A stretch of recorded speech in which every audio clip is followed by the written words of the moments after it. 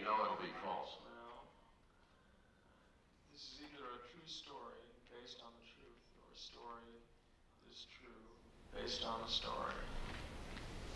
Well, this is a true story, but it's true only in the fact that it's fictional. I mean, it's a true fictional story.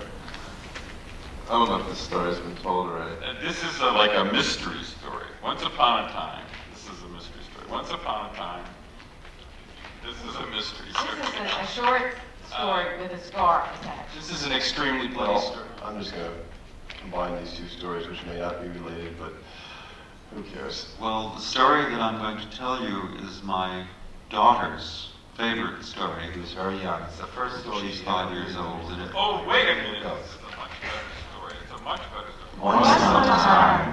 Well, not once upon a time, a whole bunch of times. Once upon a time. Decades long to 1970 years ago. That's what young Halloween night. How many years ago? In Galaxy Forest, furthest Africa, or a reasonable facsimile thereof. There was a characters.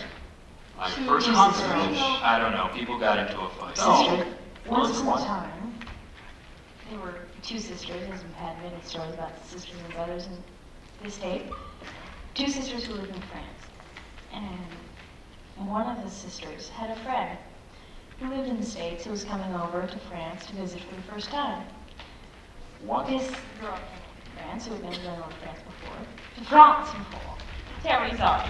coming from me once upon a time in a deep forest in furthest Africa, or a reasonable facsimile thereof. I first noticed a strange mole on an abuncus tree. And This mold was a weird reddish brown, yellow, green, blue, red color. This is a story of some green algae.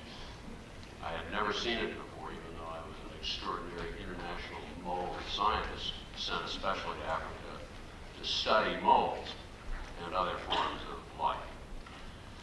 I began looking at this mold over the following weeks, and I noticed a strange thing. It bore no resemblance to any other mold that I had ever studied or heard of in my entire life. I pitched a tent near the trees on which I had seen this mold, and during the night I noticed a strange glowing spot. Once upon a time. I touched it, and suddenly my finger disappeared. Horror struck, I retreated to my tent, consulted with all literature I could find, and then during the day began to look at the mold more carefully. I realized suddenly, upon further examination, that it appeared to be a strange form of life, not mold. A sod magnate. Something perhaps from Lincoln another gave his planet. birth. So, trembling with fear, I began writing in my diary. And if you should hear this recording, you will know that it all came out and I lived happily ever after. Once upon a time, I had a dog. I'm just like, totally in shock. I'm like, this is totally ridiculous. Not that this dude would say something like that to someone, but that he would say it to me. And now, it wasn't like he had this whole little brat pack hanging out with him, where he was showing off. It was just like this totally weird context, just me and him. And he just says this to me, and it doesn't make sense to me at first, because I'm like, what? So that's exactly what I said. I said, what? He chose me. And it never rained except for the time it snowed. And for each passing day, you know when it's the morning, and you know when it's the morning, and you know when it's the night, but you don't know what is when. You just run out in the garden.